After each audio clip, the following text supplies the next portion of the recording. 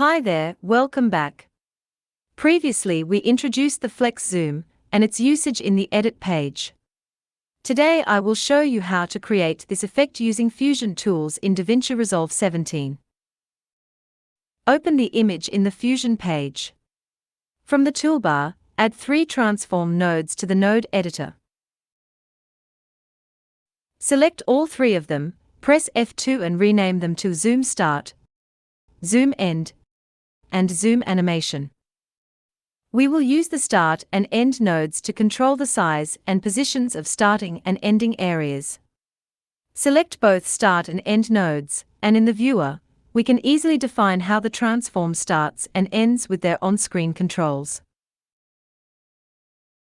Something like this will give us panning and zoom out effects. The Zoom Animation node will be used to calculate dynamic values of center and size of the transforming area. Right-click the Zoom Animation node and choose Edit Controls. In the Edit Control form, enter ZoomCurve as the name.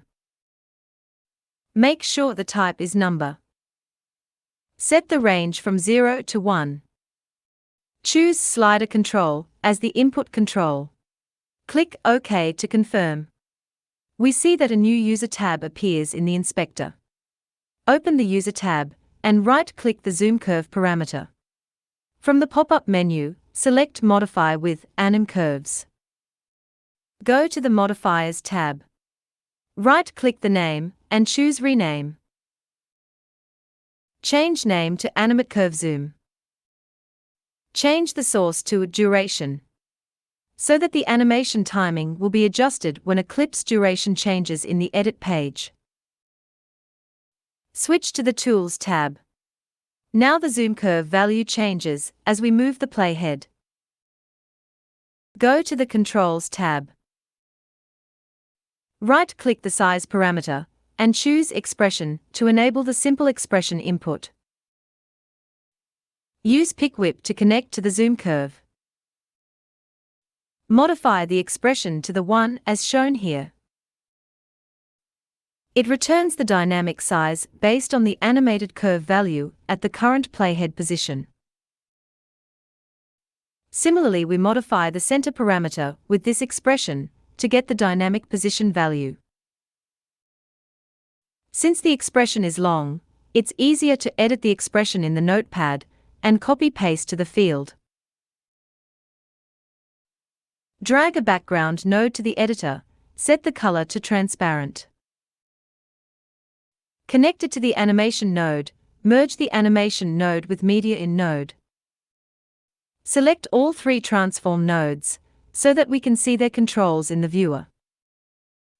As we move the playhead from the left to the right, the size and position of the Zoom Animation node are transformed from the start area to the end area.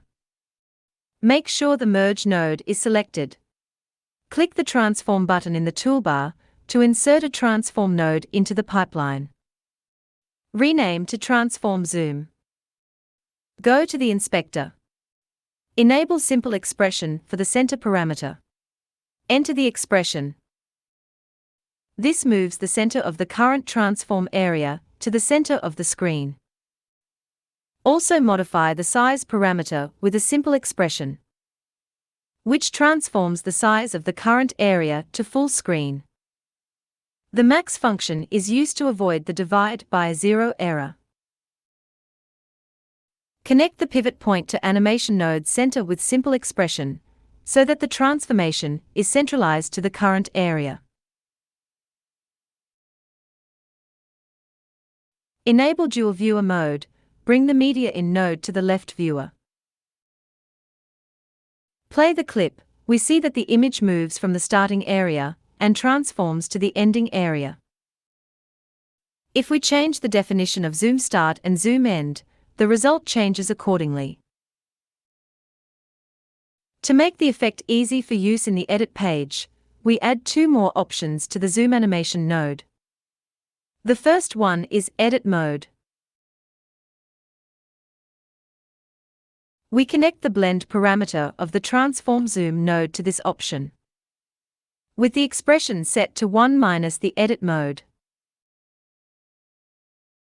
When the edit mode is on, the blend is set to 0, which disables the output of the transform node, so that we can define the zoom areas based on the original image. Another parameter is static zoom. In the Modifiers tab, enable simple expression for the scale parameter of the animate curve. Drag a pick whip to connect the new static zoom parameter, and modify the expression to 1 - static zoom, which sets the scale to 0 if static zoom is enabled, and disables the animation. Modify offset parameter with expression, invert multiply the static zoom. When both invert and static zoom are checked, it will set the offset value to 1, and use the end area as the target transform. Great, we now have completed the Flex Zoom Fusion composition. But before we move forward to create the macro, let's reset some parameters to the values we want to use as the default. Select the Zoom Start node, reset the center to default. Change the size to 0.8. For the Zoom End node, reset the center, and change the size to 1. Also make sure to uncheck the static zoom and invert option. Select all nodes except the media in and out. Right-click one of the selected nodes, and choose Macro, Create Macro. In the Macro Editor window, name the macro Essential Flex Zoom. Uncheck the output, there should be only one output enabled for an effect macro. Check the center parameter. Rename to Start Center. And check the size. Do the same for the Zoom End node. Uncheck output. Check center, rename to End Center. Check size. For the Zoom Animation node, check Edit Mode and Static Zoom. For Animate Zoom, we check all the parameters related to the curve controls. Also include the motion blur parameters from the TranformZoom node, so it's easy to apply the motion blur in the Edit page. Select Save as Group from the File menu. And save the template to Folder Fusion, Templates, Edit, Effects, and Essential Effects. Close Macro Editor, and go back to the Edit page. Now in the Effects panel, we have the Flex Zoom effect available in the Essential Effects folder. If you are interested, you can check my previous video to see how this effect can be used in the Edit page. Alright, that's all for today. Thanks for watching, and see you next time.